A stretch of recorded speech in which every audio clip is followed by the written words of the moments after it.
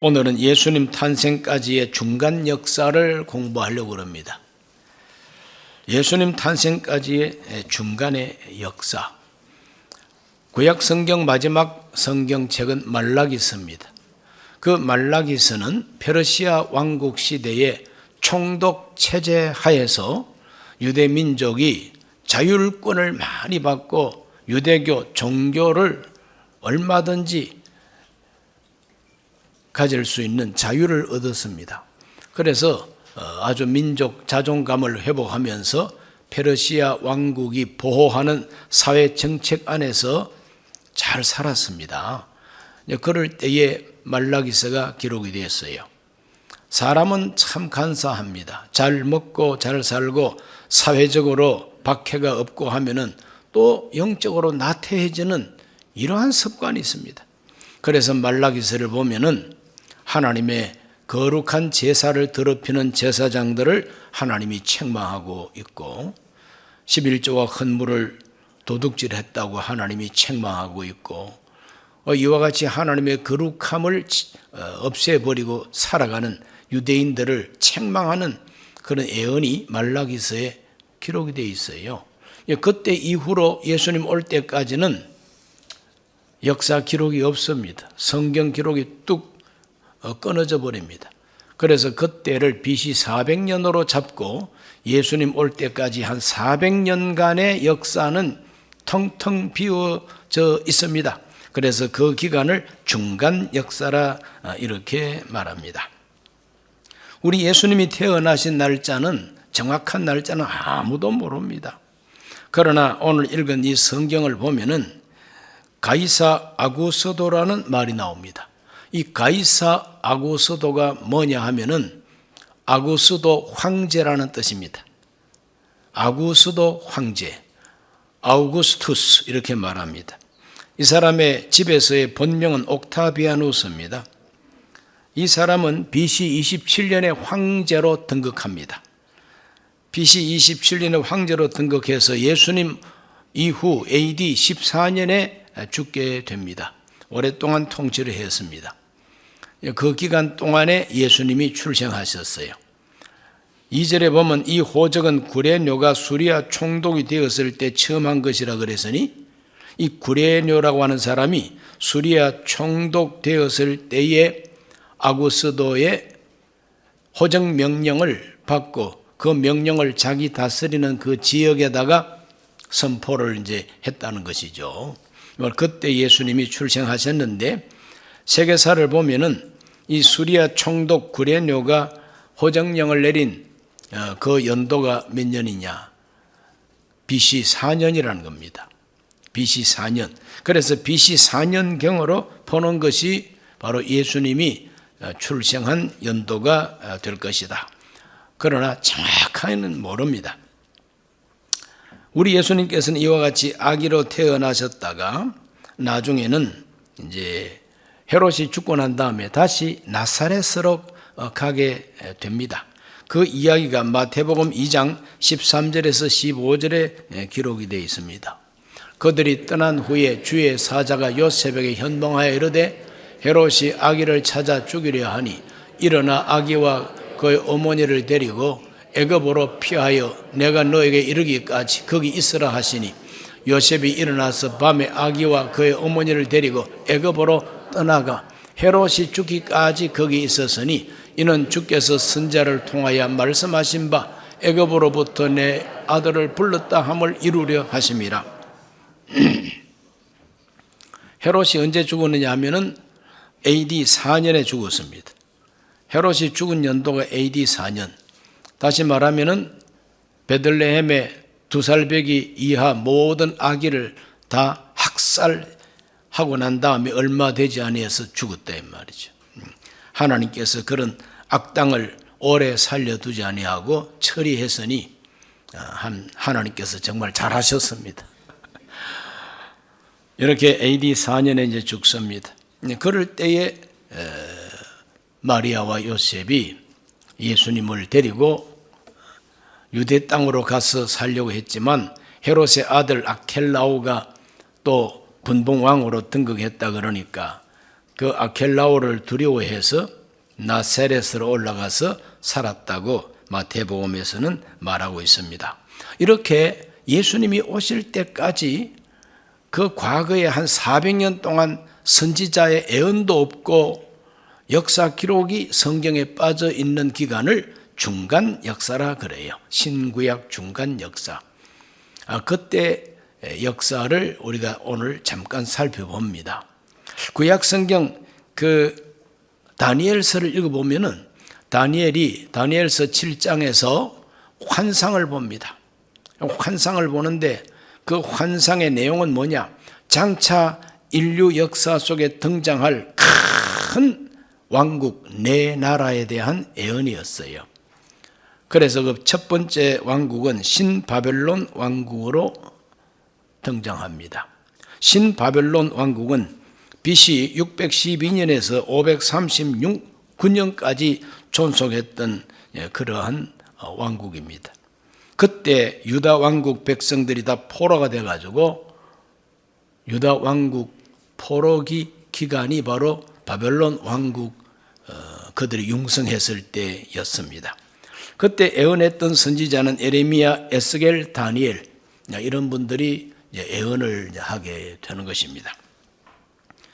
그 기간 동안에 유대인들은 철저하게 회개하고 기도하고 그들의 신앙을 다시 회복하는 그와 같은 영적 운동이 일어나게 되는 것입니다. 그러므로 하나님께 매를 맞고 징계를 받아서 포로로 끌려가서 이제 고생할 때에 원망하고 불평만 하는 사람들은 예루살렘으로 돌아오지를 못했습니다. 그러나 저 멀리 배는 나의 시온성 그리워라 하나님의 거룩한 집 이렇게 늘 예루살렘을 잊지 아니하고 시온성을 잊지 아니하고 하나님 우리가 잘못했습니다. 우리와 우리 조상들이 하나님을 떠나고 말씀을 버렸기 때문에 우리가 이와 같은 환난을 당하고 있습니다. 그래서 그들은 더 철저하게 하나님 말씀을 연구하고 기록으로 사본을 베끼고 그리고 강가에서 늘 울면서 기도를 하고 그런 사람들이 나중에는 포로에서 해방되었을 때에 돌아오게 되는 겁니다.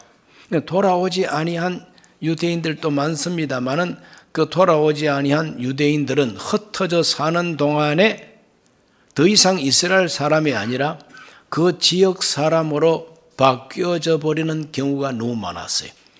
그러니까 혈통은 아브라함의 후손인데 영적으로는 하나님을 떠나버리는 것이죠. 그러니까 고난과 역경 속에서 깨닫고 회개하고 하나님 붙잡는 사람들은 다시 고국 땅으로 돌아와서 야훼 종교, 하나님의 언약의 백성, 장차 메시아 예수 그리스도가 오시는 길을 예비하는 백성들이 될 수가 있었다고 하는 것이 바로 바벨론 왕국 시대에 있었던 이야기입니다. 두 번째 왕국은 페르시아 제국입니다. 이 페르시아 제국은 BC 550년에서 BC 330년까지 존속한 그와 같은 대제국이었습니다. 이 대제국 페르시아 왕국은 유다 백성 해방과 회복기였습니다. 유다 백성들이 해방을 받고 그들의 신앙이 다시 회복되는 이와 같은 그 기간이 페르시아 왕국 시대에 일어났던 운동이었습니다. 그때 학개, 스가랴, 말라기 이와 같은 선지자가 활동했다는 것을 성경이 말하고 있습니다.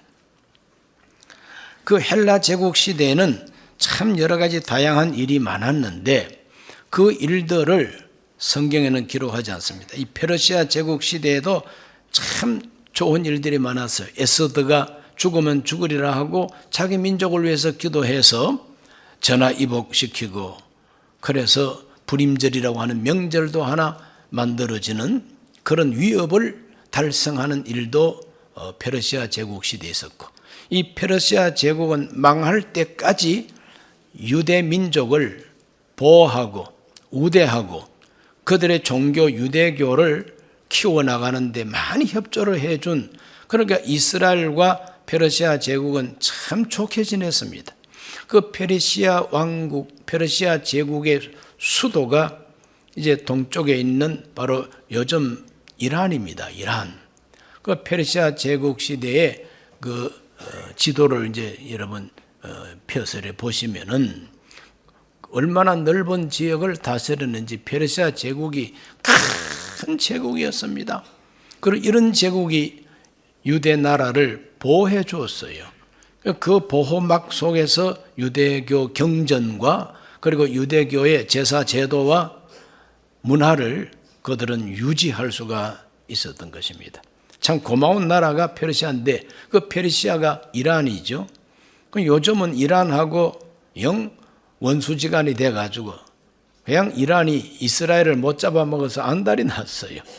그 왜 그렇게 변질이 되느냐 하면은 종교가 달라졌기 때문입니다. 그 옛날 키루스, 즉 고레스 왕이 신봉하던 종교는 조로아스터교입니다. 조로아스터교. 그리고 이제 그 조로아스터교는 빛의 종교라고도 말하고 불의 종교라고도 이제 말을 하는데, 폭넓은 아량을 가지고 다른 종교도 다 이렇게 포용을 하고 우리가 함께 잘 살자, 함께 잘 지내자, 이런 정책을 이제 편 것이 바로 페르시아였던 것입니다. 그런데 그 페르시아가 이제는 또 망합니다. 누구한테 망했느냐? 헬라 제국 시대가 열립니다. 헬라 제국 시대는 BC 330년에서 BC 30년까지로 이렇게 봅니다. 헬라 제국 시대를 활짝 열었던 걸출한 인물은 누구냐? 알렉산더 대왕입니다. 알렉산더 대왕은 20살의 왕이 되어가지고 33살에 죽었어요. 그러니까 13년간 왕으로 있으면서 동방으로 들어와서 동방을 정복하기를 시작합니다. 그래서 동방의 문화를 오리엔트 문화라 그럽니다.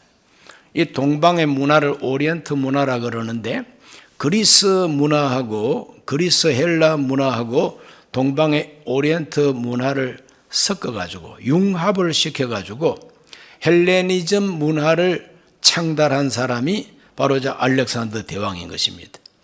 그가 이렇게 문화적으로 사람 죽이는 게 능사가 아니라 그가 지배하는 그 지역의 헬라 말을 공용으로 사용하게 하고 그 헬라의 그 문화와 오리엔트 문화를 존중하게 생각하고 이걸 섞어가지고 헬레니즘 문화라고 하는 그런 참 온 세계가 함께 살 수 있다고 하는 가능성을 보여주고 서로 왕래하고 싸우지 않게 하고 이렇기 때문에 알렉산더를 대왕 칭호를 붙여주게 되는 것입니다. 그가 짧은 기간 동안에 이 동방을 정복을 하고 자기 이름을 딴 도시를 70개나 세웁니다. 알렉산드리아라고 하는 도시를 자기가 정복한 지역에 70개나 세웁니다. 그 알렉산드리아라고 하는 신도시는 헬레니즘 문화를 확산시키는 본고장이 되게 된 겁니다. 그러므로 이 알렉산더 대왕의 그 발빠른 그 정복과 헬레니즘 문화, 이것이 헬라 제국의 출발이었는데 일찍이 요절했습니다. 33살에 죽고 난 다음에 그 부하였던 4사람의 장군이 그 넓은 지역을 4등분해가지고 서로가 자기 중심의 왕국을 세우게 됩니다. 그 4왕국 중에서 이스라엘과 관련이 깊은 왕국은 아주 그냥 긍정적인 역할을 했던 왕국이 에집트를 중심으로 하는 포톨레미 왕국이라고 그럽니다. 포톨레마이오스라고 하는 이 왕국인데 약 250년, BC 250년 전에는 70인경이라고 유대 학자 72명을 초청해가지고 구약 성경 히브리어 성경을 헬라어로 번역을 시킵니다. 왜 그렇게 번역을 이제 할 수밖에 없었느냐 하면은 헬레니즘 문화 속에 살았던 흩어져 사는 많은 유대인들이 히브리 말을 다 잊어버렸어요. 히브리 글자도 잊어버렸어요. 알고 있는 것은 헬라어입니다. 헬라어.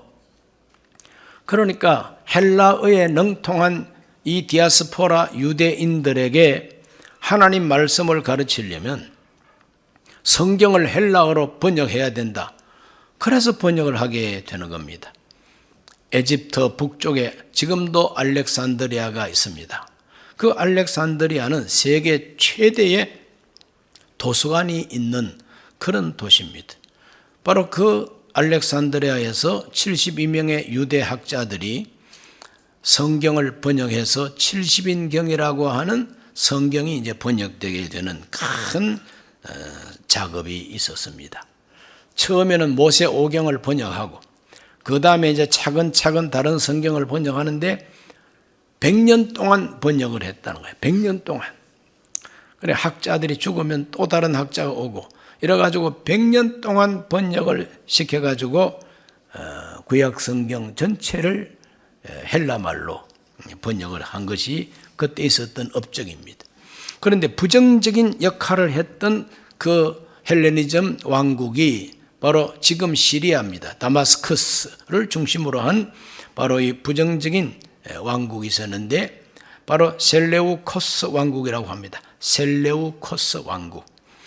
이 시리아 중심의 셀레우코스 왕국이 이집트의 프텔로마이오스 왕국하고 늘 갈등이 심합니다. 서로 패권 다툼을 위해서 늘 갈등하다가 나중에는 바로 이 시리아 중심의 이 셀레우코스 이 왕국이 프톨레미 왕국을 제압을 하게 돼요. 그 제압을 하다 보니까 이스라엘 왕국, 즉 다시 말하면 예루살렘이 있는 그 유다 지역은 이 셀레우코스 왕조가 이제 다스리게 됩니다. 그 다스릴 때에 아주 폭군이 나타났어요. 안티오코스 에피파네스라고 하는 아주 폭군이 나타났습니다. 이 폭군이 나타나가지고 유대교를 말살시키는 정책을 펴게 됩니다. 그래서 율법을 공부하지 마라. 그리고 성전에서 유대교식으로 제사하지 말라. 그래 유대인들이 제일 싫어하는 돼지고기로 제사를 지내라. 돼지 피를 뿌려라. 그리고 주피터 신상을 만들어서 헬라의 신상을 만들어서 성전에다가 세우라. 거기다가 제사를 지내라는 겁니다. 그런 유대인들은 참을 수 없는 종교적인 신앙적인 모독입니다. 그래서 그때 마따디아라고 하는 제사장이 있었습니다. 이 대제사장은 아니고 마따디아라고 하는 이 제사장이 화가 났습니다. 자기 아들 5명하고 쿠데타를 일으키고 혁명을 일으키고 전쟁을 시작합니다. 그래서 그 전쟁을 가리켜서 마카비 전쟁이라 그럽니다. 이 마카비라고 하는 이 뜻은 망치라는 뜻입니다. 오한마, 쇠뭉치, 망치. 그게 바로 마카비입니다. 유다 마카비. 그 마카비라고 하는 별명을 가진 지도자가 유다입니다. 유다. 그래서 마따디아의 5 아들 가운데 가장 전쟁에 뛰어난 아들이 유다 마카비입니다. 그 유다 마카비와 함께 혁명군이 모이기 시작합니다. 의병들이 모이기 시작합니다. 그래가지고 이 안티오코스 에피파네스 군대와 군대에서 전쟁을 하는데 전쟁할 때마다 승리하게 됩니다. 3년 반 전쟁하고 예루살렘을 다시 찾았습니다. 성전을 다시 깨끗하게 했습니다. 다시 유대 방식으로 제사를 지내게 됩니다. 이렇게 되었을 때에 그것을 기념하기 위해서 만들어진 명절이 바로 수전절이라고, 숫자는 수리할 숫자요, 전자는 하나님의 성전 전자입니다. 그래서 하나님의 성전을 깨끗하게 하고 수리했다. 그때 하나님의 거룩한 메노라 촛대 7 촛대에 불을 밝힐 수 있는 기름이, 감람 기름이 하루치만 남았는데도 그 하루치 기름에다가 불을 붙였더니 8일 동안 계속 빛이 났다는 거예요. 이거 기적이다. 그래서 빛의 축제라고 하는 하누카를 만들어서 그 수전절을 히브리인들은 하누카라고 합니다. 빛의 축제라. 바로 그 기간이 12월 초순입니다. 그러니까 우리 개신교나 천주교회가 지키고 있는 성탄절하고 비슷한 기간에 이 사람들은 빛의 축제를 즐깁니다. 이거는 다시 성전을 찾아서 빛을 밝혔다 이 뜻입니다. 그러한 일이 바로 헬라 제국 시대에 있었다는 겁니다. 이 헬라 제국 시대에 있었던 이런 이야기는 성경에 완전히 빠져 있습니다. 완전히 빠져 있지만 이스라엘 나라에 큰 영향을 미친 바로 그 역사가 헬라 제국 시대에 있었던 70인역 성경 번역하고 마카비 독립운동을 해가지고 하스몬 왕조라고 하는 왕국을 세웠습니다. 그래서 순수한 유대인들로 구성된 왕국을 세웠어요. 그래서 BC 164년에 성전을 회복하고 그 후에 이제 그 제사장 아들 가운데 제사장이 왕이 됩니다. 왕이 돼가지고 언제까지 유지가 되느냐? BC 64년 폼페이우스라고 하는 로마 장군에 의해서 예루살렘이 완전히 정복이 됩니다. 그럴 때에 바로 이 하스몬 왕가도 같이 멸망하게 됩니다. 그러니 한 100년여간 왕국을 유지할 수가 있었던 왕조가 하스몬 왕조입니다. 바로 그 하스몬 왕조를 멸망시킨 나라가 로마 제국이죠. 그래서 네 번째로는 로마 제국 시대를 우리가 알아야 됩니다.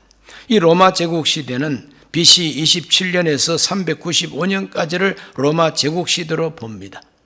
제국이라고 하면은 황제가 다스리는 나라를 제국이라고 그래요. 황제의 나라, 이게 제국입니다. 로마가 황제의 나라가 되기 전에는 고대 로마입니다. 이 고대 로마는 753년에서부터 BC 27년까지를 고대 로마 시대라 그러고 공화정 시대라 그럽니다. 요즘 말로 말하면 국회의원 뽑아가지고 그 국회에서 나라를 다스리는 것처럼 원로원에서 국회에서 고참들을 원로원이라 그럽니다. 이 원로원들이 나라를 다스리면서 그때마다 집정관이라고 대통령처럼 뽑아가지고 수상처럼 뽑아가지고 나라를 다스리는 권세를 주고, 그러니 진짜 주권은 원로원이 가지고 있는 시대가 공화정 시대인데, 이게 아주 오랫동안 로마의 전통이었지만은 시저라고 하는 걸출한 인물이 독재 정치를 하기 위해서 그 원로원들의 합의체를 짓누르고 자기가 독재 정치를 하려고 이제 달라들었는데 암살을 당하고 말았습니다. 암살당한 후에 그 아들 옥타비아누스가 혁명을 일으킵니다. 그렇게 해서 자기 아버지를 죽인 원수들을 다 처단하고 결국에는 안토니우스라고 하는 시저의 정말 오른팔이었던 장군이 권력을 더 크게 가지고 로마를 완전히 지배하려고 하니까 옥타비아누스가 아니야, 우리 아버지가 나한테 주권을 맡겨서, 그래서 옥타비아누스하고 안토니우스가 전쟁을 하게 됩니다. 그 옥타비아누스가 전쟁을 해가지고 BC 31년에 저 그리스 앞바다 악티움이라고 하는 곳에서 해군이 부딪혀가지고 옥타비아누스가 이깁니다. 안토니우스가 패배합니다. 그때 안토니우스와 연합군을 이루었던 것이 바로 프톨레미 왕조의 마지막 여왕 클레오파트라입니다. 이 클레오파트라하고 안토니우스가 연인 관계입니다. 그래서 옥타비아누스와 대적하다가 패배해버리고 나니까 클레오파트라가 BC 30년에 독사의 손가락을 탁 내밀어서 코브라의 독에 의해서 자살을 하고 맙니다. 그때가 바로 프톨레미 왕조의 끝입니다.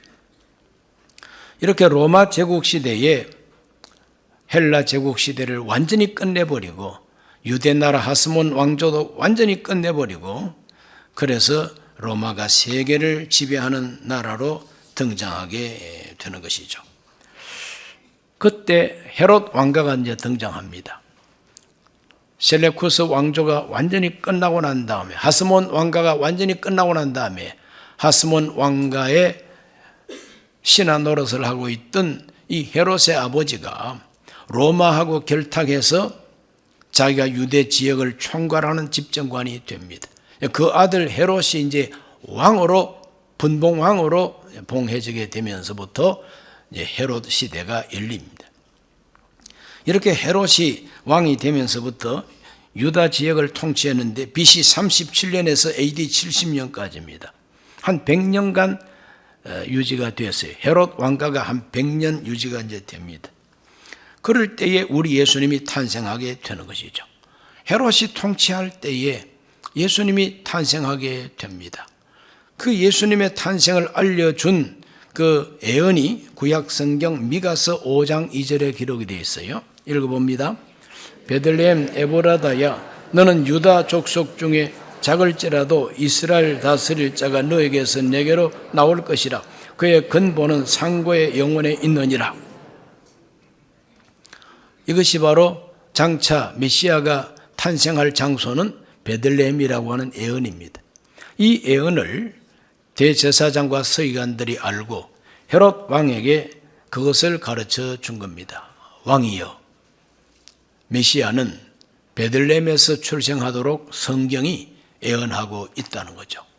그때 동방에서 찾아온 박사들은 그 소리 듣고 베들레헴으로 왕을 만나러 가는데 그 성경을 훤히 알고 있는 제사장과 서기관들은 한 발자국도 가지를 않았어요. 왜? 믿지 않으니까.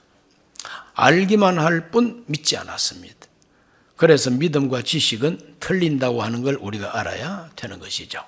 우리가 아무리 성경 공부해가지고 성경 지식의 박사가 되더라도 마음으로 믿지 아니하면 한 걸음도 순종할 수가 없어요. 우리는 알기도 하고 믿기도 해야 됩니다. 그래서 순종해야 됩니다.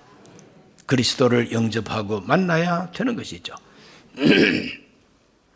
이와 같이 예언된 대로 베들레헴에 출생하기 위해서 우리 하나님께서는 로마 황제 아구스도의 마음을 움직여서 천하를 다 호적하라, 주민등록 만들어라 이 말이죠. 왜? 세금 거두 드리려고, 로마가 통치하기 위해서 인구조사하려고 천하로 호적하라. 그래서 그 명령을 실천했던 사람이 바로 디베료, 수리아 총독 디베료. 그때 우리 예수님께서 베들레헴에서 출생하기 위해서는 그 멀리 떨어져 있는 저 북쪽에 있는 나사렛에서 이 남쪽에 있는 베들레헴까지 와서 아기를 출산하게 되는 겁니다. 이 모든 것은 바로 하나님의 말씀을 이루기 위해서 일어난 사건들이죠. 그러므로 우리 하나님께서는 독생자 예수님이 세상 오실 때까지 세계 역사를 섭리하셨다는 것을 알게 되는 것입니다. 오늘 이와 같이 예수님 오실 때까지의 세계 역사 속에 성경에 빠져있는 중간사를 여러분에게 설명해 드렸습니다. 예수님 오시기 그 직전에 예수님 오실 때가 바로 로마 제국 시대였어요. 로마 제국이 열린 지 얼마 안 되는 로마 제국 초창기였죠. 그때 우리 예수님이 이제 오시게 됩니다. 그 로마에게 주권을 빼앗기고 식민지 나라가 돼가지고 늘 세금 바치고 하다 보니까 유대 나라 백성들 마음속에는 절망과 실망과 자존심이 상하고, 그리고 세금으로 많이 빼앗기니까 경제적인 손실, 그래서 마음에 암담함이 있었고 절망이 있었습니다. 그래서 기다리는 메시아가 언제 와서 우리를 해방시킬까, 메시아를 기다리는 그 마음이 팽배해지기를 시작하고, 그럴 때 우리 예수님이 오신 것입니다. 이렇게 하나님은 때를 맞추어서 독생자를 세상에 보내주셨는데, 읽은 말씀을 보면은 사관에 있을 곳이 없어서, 여관이 벌써 10,000원이요, 있을 곳이 없어서 초라한 마구간에서 아기를 출산했다고 성경은 말합니다. 아기로 출산된 우리 아기 예수님, 그 손에 왕의 지휘봉을 잡은 것이 아니라 지푸라기를 잡을 수밖에 없었던 초라한 힘없는 아기로 오셨어요. 어떻게 하나님의 독생자가, 메시아가 이렇게 연약한 아기로 올 수가 있었을까? 그건 바로 우리 하나님이 얼마나 우리를 사랑하시고 낮고 천한 우리에게 구세주를 보내주셨다고 하는 뜻을 밝히기 위함입니다. 그분은 겸손하셨습니다. 가장 낮은 곳으로 찾아오셨다는 거죠. 가장 낮은 곳으로 찾아오셔서 가장 겸손한 아기로 출생하시고 점점 자라가지고 30세쯤 되었을 때에 복음을 전파하기를 시작하는 이야기가 신약 성경의 복음서가 시작되는 부분인 것입니다. 우리 예수님이 오셔서 이와 같이 법적으로 메시아로서 말씀을 선포할 때까지 중간 역사, 이런 역사가 있었다고 하는 것을 우리는 참고로 알고, 그래서 신약 성경을 공부할 때에 어떤 사건이나 어떤 단어가 나오면은 이게 중간 역사 속에 이런 것이 있었다 하는 것을 알면 성경 공부가 깊어지는 것이죠. 우리 예수님께서 너희가 성경을 연구하거니와, 이 성경이 바로 나에 대해서 증거한다 그랬는데, 예수님께서 말씀하신 성경은 바로 구약 성경입니다. 그 구약 성경을 헬라 말로 번역을 해놨기 때문에 헬라어를 읽을 줄 아는 사람은 얼마든지 성경 공부할 수가 있었죠.